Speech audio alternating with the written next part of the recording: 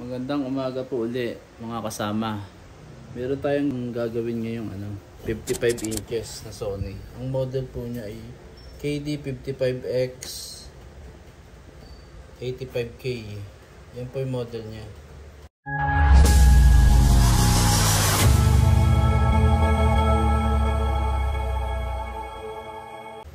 Frameless po siya, modelo po siya. Problema niya po ito, saksak po natin dito. Ang sira po niya ito.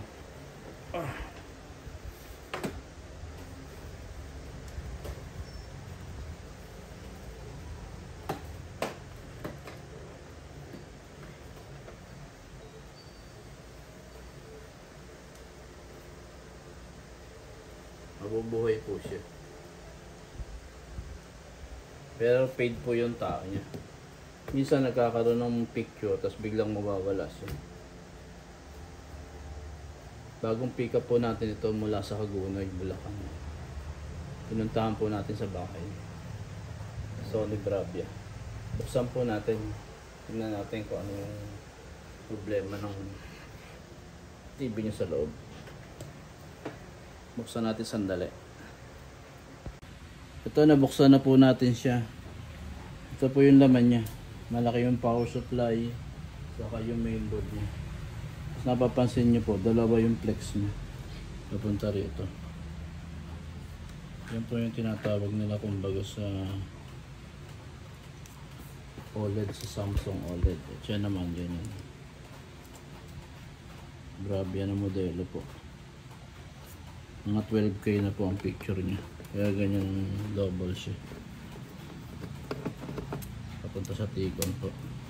Baklasin natin. Tingnan natin kung aling side ng panel yung nasira sa kanya, kung left ba o right ba.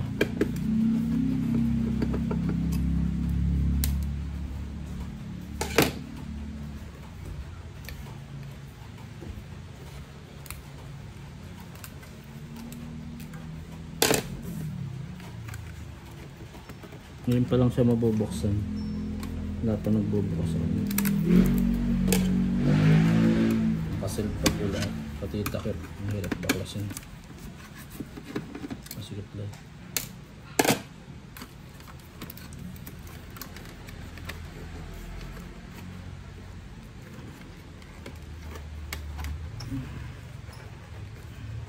Tandaan nyo lang po yung lock na, may lock po yan. Yan. May lock pong ganyan pagtanggal.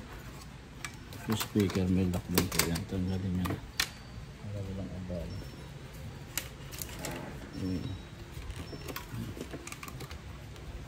Yung bala kasi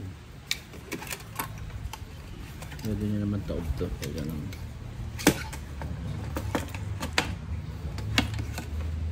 Meron siyang kasi na yung wifi na kasama. Napakita na po natin. Tanggalin natin tong kabila. Tingnan natin kung may magpipicture. Kasi walang tao eh. Pero minsan may nagtatao siya at biglang mamamatay. Sabihin buo dito sa Ticon. Lumalabas yung picture. Sa panel niya titingnan natin. Yung screen niya. Tingnan natin itong kung saan side yung may sira. Kabilaan kasi yan. Left and right. Saksak natin ng nakatanggal yung kabila.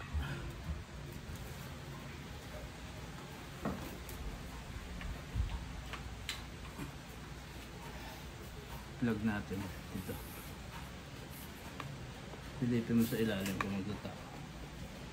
Sak natin. Pilipin natin sa ilalim kung may tao. Ayun. Napansin nyo, nakasolang. Kalahati lang po gumagana. Lumana po yung kalahati. Ayan o. Nag-video yung kalahati niya. Ang kalahati wala po. So lang po nakagulan siya.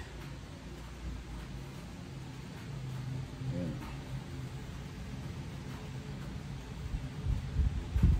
Tabit naman natin kabila. Tingnan natin kung ano yung reaction niya. nakakabit ng kabila. Yung isa na matanggalin natin. Binalik natin. Ito naman kabila yung ihahang natin. Para matingnan natin yung picture niya. Kung anong may picture niya. Pagkatin mo itong kabila. Yan. Yan po natin gano'n. Saksak natin ulit. Tingnan natin yung picture niya. Kung ano lalabas. Tapos saksakan. Saksak natin. Yan. Silipin ulit natin. Sa ilalim. Iangat natin. Ayun. Ayun na po. Nakita na po yung picture. Na nagdo-double image siya. Flickering siya. Flickering tong kabila.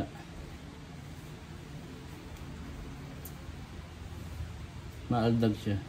Kaya pag nag-picture siya, maaldag siya. Tapos ayun, nawawala na. Ayun.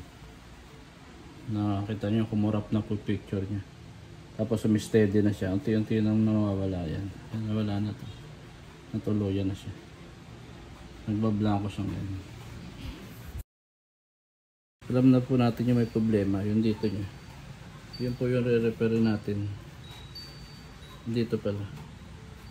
Dito yung may problema.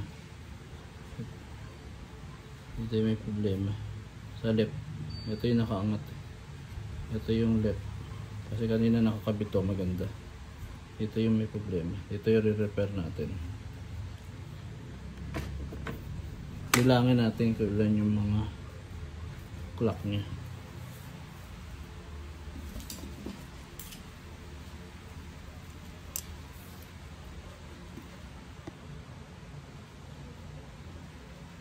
Ito kung makikita mo rito, lapitan mo ito.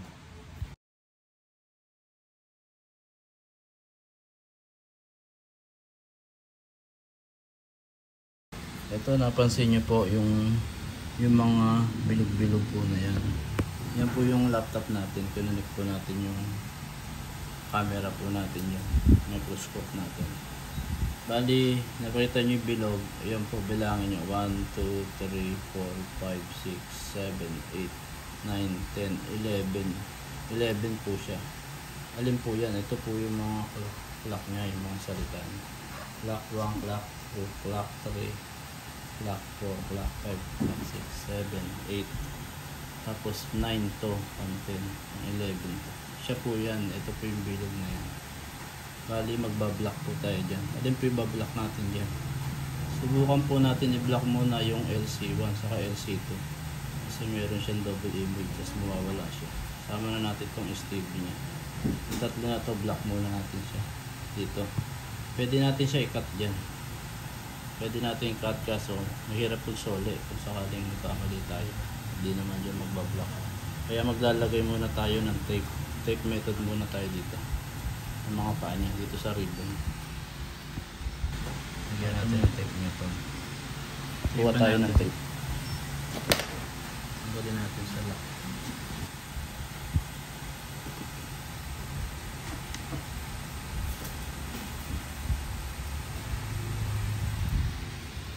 Tape pa natin dito. Sa dulo.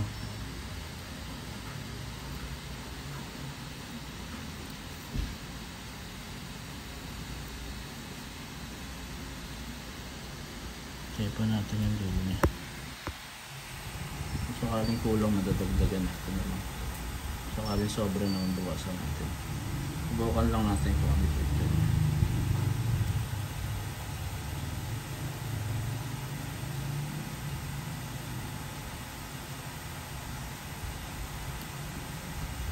Kabit natin yung kabila. Kabilaan na yun.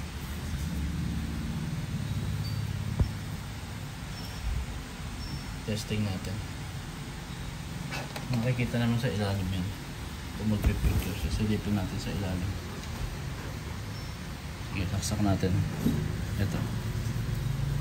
Saksak natin yung plug. Tingnan natin sa ilalim kung mag-video.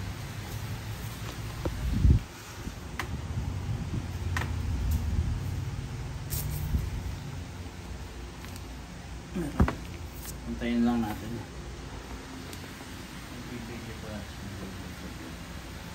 Tignan natin kung mag-play ka pa siya. Mag-double image. Tingnan mo sa ilalim. Ayan. Meron na siyang ano.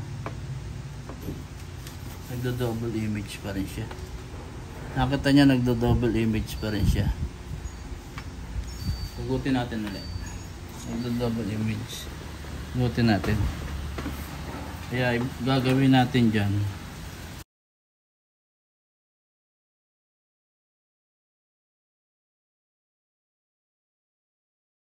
Block na natin yan. Lahat yan.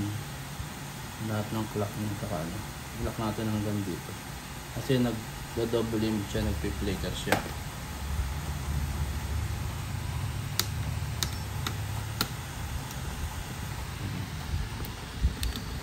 Dali natin to. Gawa tayo ng tape. Mas malaki.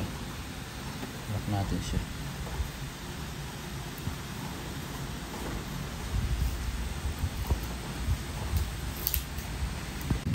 Yan po, nalagyan na natin ng tape na bablock natin lahat yung clock niya saka yung AC STP. Tapat na siya. Kabit natin.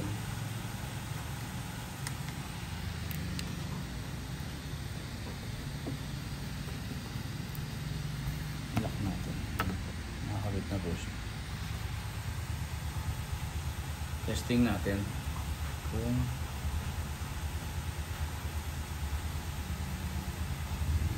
bilangin natin kung ilan yung na-block. 1, 2, 3, 4, 5, 6, 7, 8, 9, 10, 11, 12. Sakto lang po i-block natin. Testing natin ngayon kung magpi-flicker pa siya. Saksak natin. Saksak natin.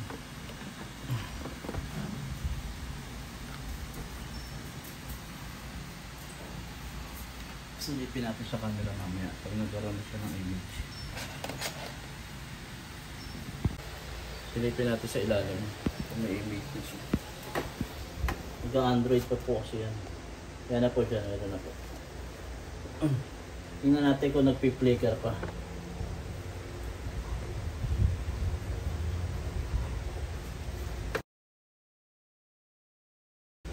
Napansin po kayo. Steady na po siya. Steady na yung pag-flicker niya sa double image niya.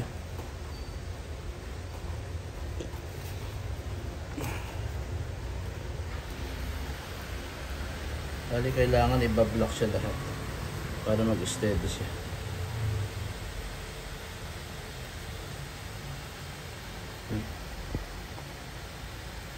Mabaligtad natin yung tao para makita natin yung picture na buo.